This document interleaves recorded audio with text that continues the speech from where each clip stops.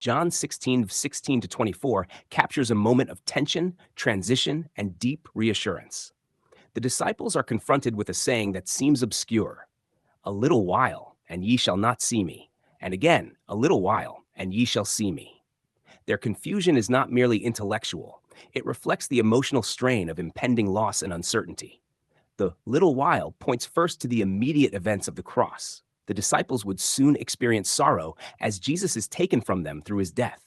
Their world, centered on his visible presence, would collapse in grief. Yet this absence would not be final. The second little while anticipates his resurrection, where sorrow is overturned by joy. The language emphasizes how brief the period of despair truly is when viewed in light of what follows. Jesus does not dismiss their confusion, but uses it as an opportunity to reveal a deeper principle: sorrow transformed into joy. He illustrates this with the image of a woman in childbirth. The pain is real and intense, yet it gives way to joy when the child is born. In the same way, the disciples' grief is not meaningless. It is part of a transition that leads to something far greater. The joy that follows is not merely a return to previous conditions, but an entirely new reality that cannot be taken away. This joy is rooted in the completed work of Christ. When he says, "Your joy no man taketh from you," it points to a lasting condition, not a temporary emotional state. The resurrection inaugurates a new relationship between Christ and his people, one not dependent on physical proximity, but grounded in what he has accomplished. The disciples would no longer relate to him in the same limited way as before. Verse 23 marks a shift.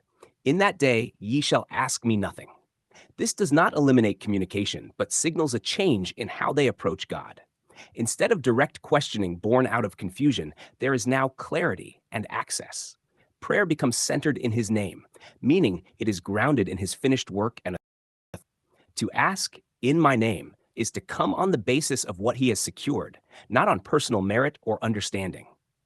The promise that follows, "Ask, and ye shall receive, that your joy may be full," connects directly to this new standing. Fullness of joy flows from recognizing what has already been given and made accessible. It is not something earned through striving, but something entered into through confidence in him. Throughout this passage, the movement is clear: from confusion to clarity, from sorrow to joy, from limited understanding to settled assurance. The disciples are being prepared to see beyond the immediate crisis of the cross and to live in the reality established through it. What seems like loss is actually the doorway into something permanent and unshakable. The emphasis is not on human effort to maintain this joy, but on the certainty of what Christ himself secures. The transition he describes is not dependent on the disciples getting everything right, but on his work being completed. Because of that, their sorrow is temporary, their access is secure, and their joy is lasting.